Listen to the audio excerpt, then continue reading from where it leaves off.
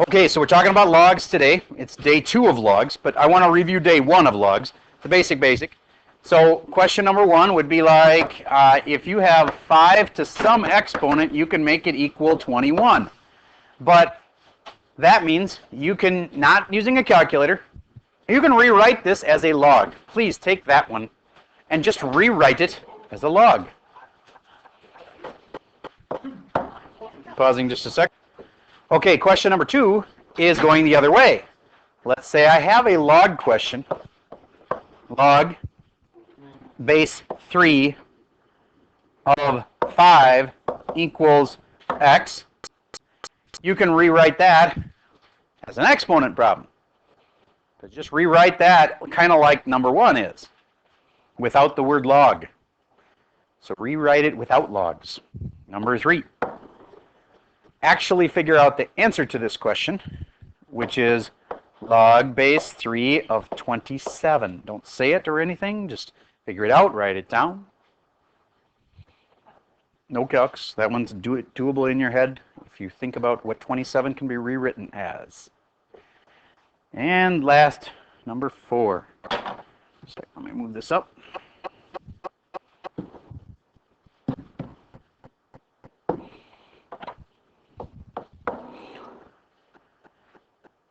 Number 4, there were some patterns, and some of them involved log base e. So we'll see if you remember that.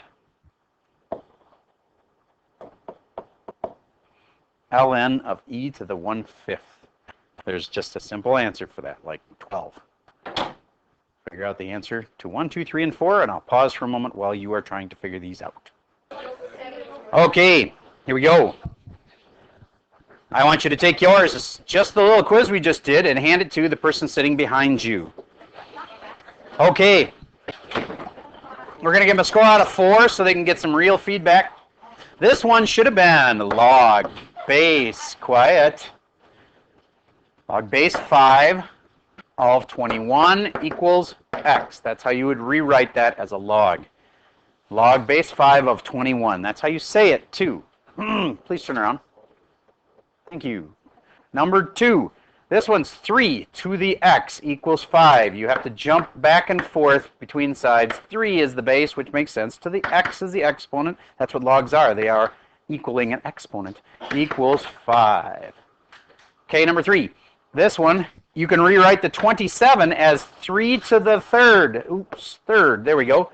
And that way, if these two numbers are the same, then the answer is the exponent, which is 3. And the last one is, I told you that whenever you see ln, you should change it to log base e. That's a log base e problem. And now you can see that these two are the same, and therefore that's the answer, 1/5. Give them a score out of 4, and hand it back to them.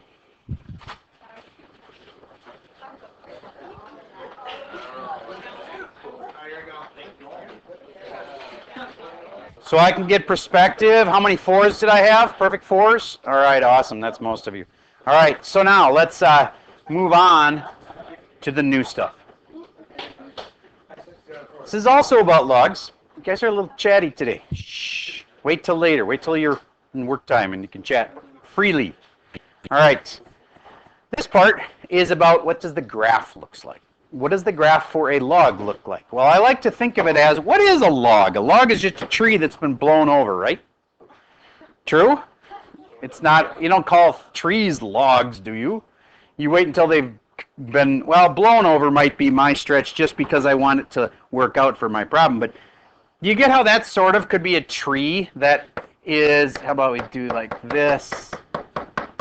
Okay, that's sort of like a tree, and it's got roots in the ground. I know this is stretching, but a little bit. But that's kind of like a tree, especially should have done it in green. But if you take that and it gets blown over like this, then that's what a log graph looks like. That is the graph of log. Okay, I'm going to be a little more mathematically accurate here and make it go up. And it keeps rising and rising, so it does not have an asymptote. A lot of people think it does. On the top here, there's no asymptote there. No, no, no. But there is an asymptote somewhere. Where? Up and down, like this. There's an asymptote right there. So it'll never go across that line. Why? Because you can't have x be 0. Why? Because if you go the graph of this is y equals log base 10 of x. You can't have that be 0. Do you remember that? That can't be 0, so that means it can never touch this line right here because x cannot be 0. All right? Can this be 0 also? No, that can't be 0 either. Both these numbers, both the base and the argument, cannot be 0. They have to be positive numbers. They can't be negatives. All right, so remember that. So if you ever see a problem that's like log base negative 3 of 3, don't try to like work hard on this one. It's just not possible. You would say no solution, no real solution. All right, and why would it be no solution? If I set it equal to x, watch what happens. Negative 3 to the x has to equal positive 3. Is there anything? Actually, there is something I could put it. No, there isn't. I'm sorry. I was thinking I could square it, and that would make it negative 3 times negative 3. But that won't work because that would equal 9. So, yeah, there's no way to make that work. That is impossible. So anyway, you can see why we may not want to have negatives in the base or in the argument. So these two numbers right here, let's call them A and B. A and B cannot be negative, and they cannot be 0. And if they ever are, you've got a problem that has no answer. Can that answer be negative? Yes, this answer can be anything. It can be decimals, negatives, positives, doesn't matter. Just like, remember, that's the exponent spot. You can have an exponent be anything you want. You can have fraction exponents, can't you? You can have negative exponents. You can have negative fractions that are even crazier, like negative 3/2, definitely. In fact, if I change this to an 8, I can even do it in my head. No, wait, 8's not going to work so nice for that one. How about if I make it 4? Now, I would take the square root, make that not happen again, please, then cube it, and then flip it. Everybody write down what you think the answer to that is. Remember, so much of this class is about fraction exponents now. Because of the logs, you got to practice those fraction exponents. It's this, you're trying to find that answer. The answer to that's like 1 over 23 or something, but it's not that. So there's 3 parts. I put arrows to the 3 parts. That's the part that's telling you to do the square root. That's the part that's telling you to cube it. And that's the part that tells you to flip your answer over or do the reciprocal of your answer. All right, so first step, what is the square root of 4? 2 cubed is 8, and then what's this mean? 1/8 is the final answer. Raise your hand if you had that one right. Only half of you are going to try it again. 16 to the negative 3/2.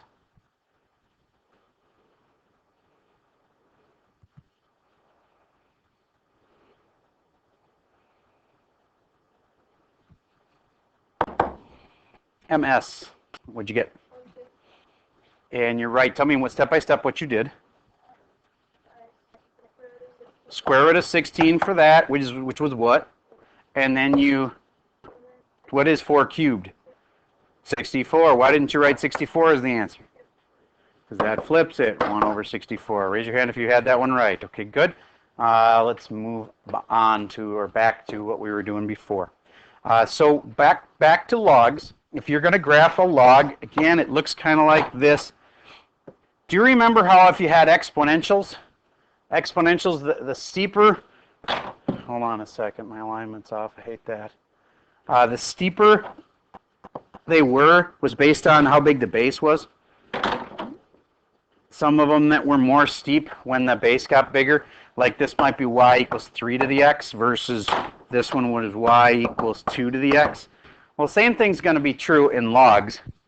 The bigger the base, and this one's a different way to think of it now. I'm going to leave those two up there, and I'm going to draw the next one in blue here. This one's a log. And the way to think of this is, let's say that this one's y equals log base 10 of x, or just log x. Because if I had just said log x, that assumes base 10. Do you remember that? If there's no number there, that means the base must be 10, because that's called common log. All right, so base 10, those are pretty sharp turns, because it's a big base. Okay, what if the base is smaller? Like, what's a smaller base? Like log base 2, or log base 3, or log base, what do you think I'm going to say? E, somebody caught it, E, log base E. That means log base E, which is E is about 2.7. So log base 2.7 should be, what color haven't I got yet? Red. That should be more like this. Log base E is going to be not as sharp of a turn because it's not as big of a number. The bigger the number, like here, or here, or here, or in this case, y equals L, a log base E. I'm not going to write ln just so I can see the base. Log base E means ln, but, and then of x. And if this is a number, it's really 2.7. 2.7 is not going to cause as sharp a turn as this 10 would. Okay. And now really, if you know that the blue one is the new one for the day, that's the biggie, and the red one's kind of important too because it's just a different base. The red one and the blue one are the two big ones for today. If I wanted to move them, do you get that I would just take it like log base 10 of x, and if I go like this, I just moved it to the right 3? That follows all the same rules that we've ever done before. Piece of cake. Just take the base log and you move it right 3. How about if I want to make it twice as tall, or stretch it vertically 2 times? Throw a 2 in the front of it. You know what I'm saying? Follows all the same rules as all the other ones. Yes? Good question. Yes, the asymptote line will move with it. Okay. So the question was, can I move it left 3 since there's an asymptote line? But if you move it left or right, the asymptote's going to go with it. So if I want to change that to left 3, that would be like that. What if I wanted it instead to go down 3? Then I put it on the outside here. Now, a really common mistake people make is to say log base 10 of x, and I say to move it down 3, and they go like this. Wait a minute, that is actually down 3. What if I say to move it right 3? Do you see how you might think that that was moving it right 3? But it's actually on the outside of the function. How do you bring it to the inside of the function? You have to put it in parentheses. Yes, that one's left 3. No, right 3. That one's right 3. That one means down 3. So be careful with your parentheses. Okay. Now, if I gave you one that had like 3 things going on, you'd have to know the order to do them in. So let's talk about that again. Y equals ln, which means log base E, of x minus 4, and what if I throw in a 2 here, and then I put this in parentheses, and I say plus 5. Would you please write down the order that these are going to be done in? Like vertical stretch 2. That can be one of your answers, but put them in the right order.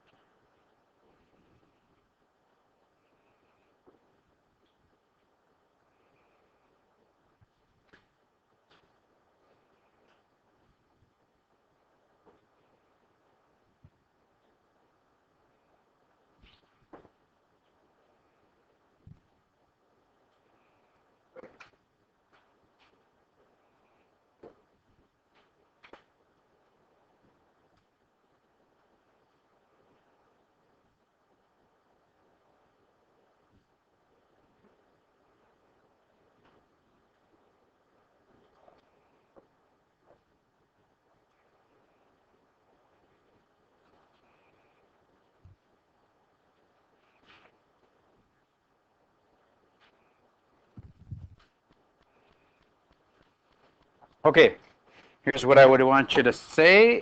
I would want you to have said, where do I like you to start, inside or outside? Inside. Is it a rule you have to start inside? No, but I suggest it because most math problems do that. So I would go right 4, and then I would go next. On the outside, there's a choice of that or that. You want to do the normal order of operations where multiply comes first.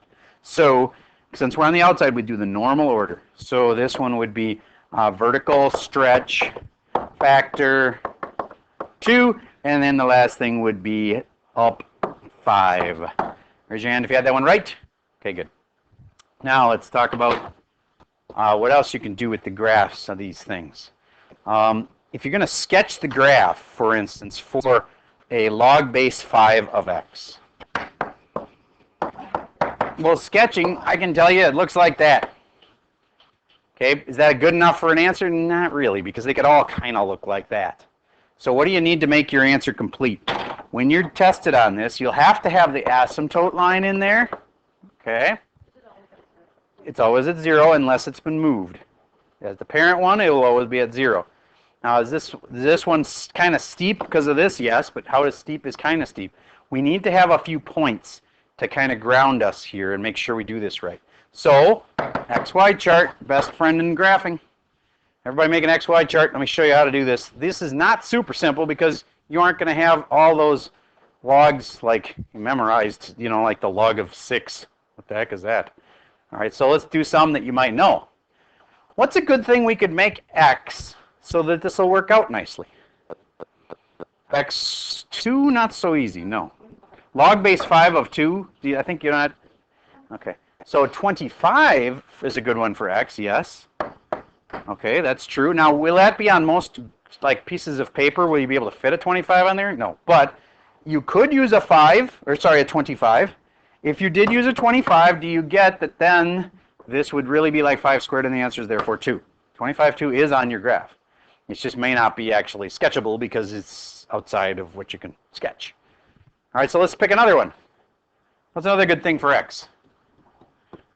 5, I agree.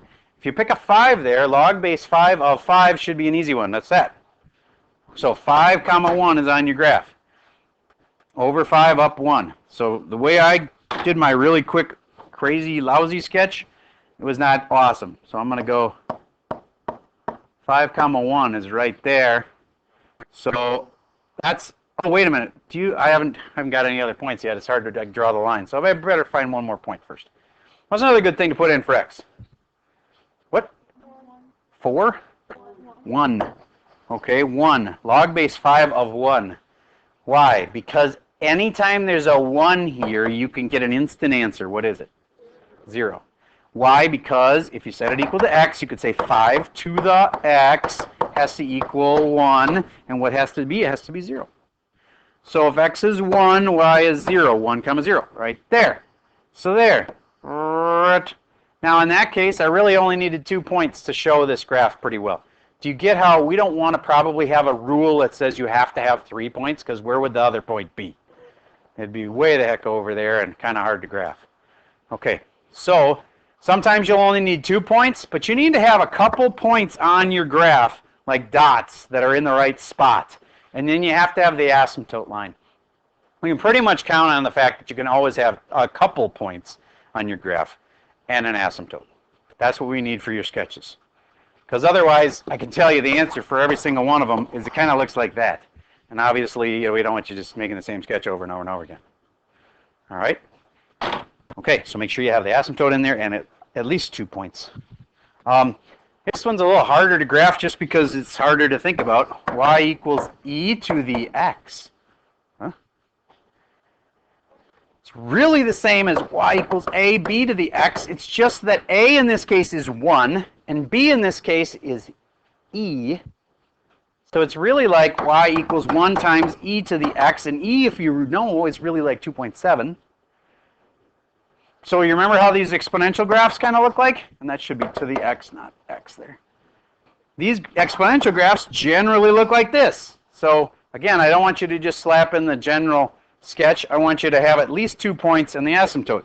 The asymptote for that kind goes across here, and then where's a couple points? XY chart, best friend in graphing. And what's a good number to stick in for x? 0 is a great number to put in, because if I put in a 0, anything to the 0 power is 1, right? So then 1 times 1 is 1, 0 comma 1, and there it is. And now we should have one more point. Let's put in 1. If x is 1, I put a 1 right here. E to the 1 is e, which is 2.7, times 1 is 2.7. Do you have to make it 2.718? No, because you'll never be that accurate in the graph anyways. Over 1 and up 2.7. Now, do you agree that the way I did it, over 1 and up 2.7, it's not even close to right? It should be more like up there. So that's why just a rough sketch not good enough. Now I've got 2 points. Now this blue graph would be much better because it's going through 2 distinct points that I know are on the graph. You see why I don't really want a third point for this one? Then I'd have to probably put in 2, and now I got to do 2.7 squared. Now I'm just guessing. Well, I could multiply that out, but it's going to take a long time. It's not going to be that much more accurate. So a couple points and an asymptote line. All right. That's pretty much all there is to know.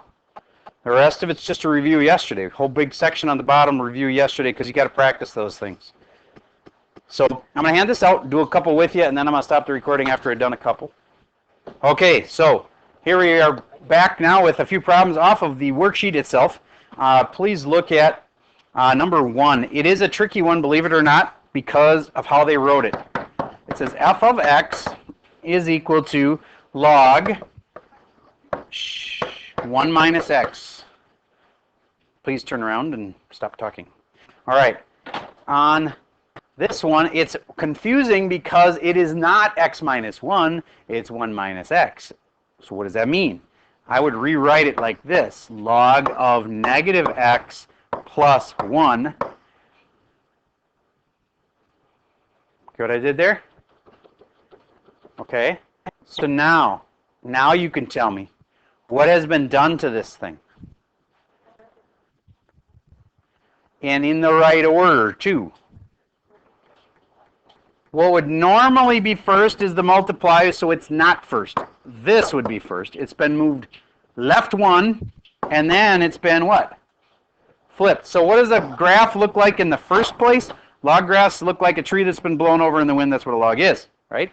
And then I just have to grab that and first move it left 1. And now I have to flip it left right. Left right flip ends up looking something like that. You get how the blue one's probably your answer? So then do you see which of that is, A, B, C, or D? Looks like it's D. All right. Personally, I would not try to look at the answers and figure them out. I would actually make a little sketch and then say, okay, what's my sketch look like? A, B, C, or D? It's probably easier. Your choice. Do it any way you want to, but I'd personally make a little sketch. Okay. So for problem 5. Problem 5 says sketch the graph. Do you remember me saying that I wanted to have 2 points? Actually, we did number 5 together. As long as you have good notes, you'll be able to benefit from that and just copy them into number 5. So I won't have you skip 5. I'll have you do that one, and you can just copy your notes if you have them. And I will have you, actually all of those are good. I can't have you skip any of those. We can skip some of the ones in the back. But all right, so you're going to make a sketch. Remember, you have to have at least 2 points that are for sure like on an XY chart. So I'm going to do number 6 with you. It says 5 to the x. And if I was graphing that, first thing I would do is I'd say the sketch probably looks something like that. It's just a quick sketch. But remember, that's exponential, right? It has an x in the exponent. Then I would make an XY chart that makes some actual points. What are some points that would work nicely? Okay, if I make x 0, I say 5 to the 0, and 5 to the 0 is 1. 0, 1 on my graph. Hey, at least I did that part right. And now I want to put in another one. How about 2? Or how about 1? Okay, if I put in 5 to the 1, that would be 5. 1, 5. Over 1 up 5. Well, my prior sketch wasn't that awesome, so I'm going to revise my sketch and go through those 2 points.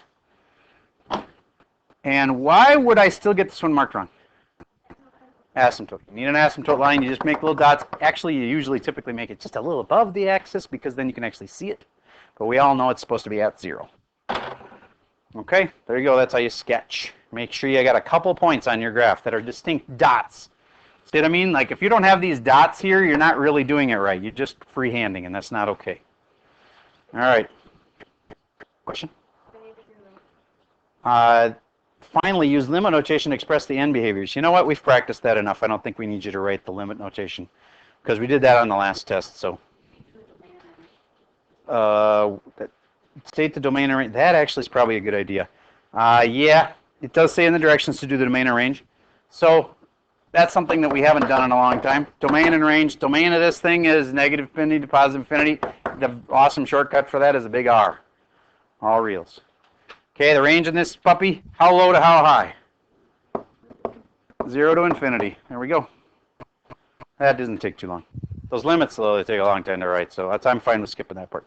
On to 9, 10, 11, and 12. Describe how to transform it, and then sketch the graph, and then state domain and range. All right. This is going to take a while, so let's skip some of those. Well, at least skip one of them. Let's skip number 10 on that one. And then on the other side, describe how to transform it, like we practiced that already.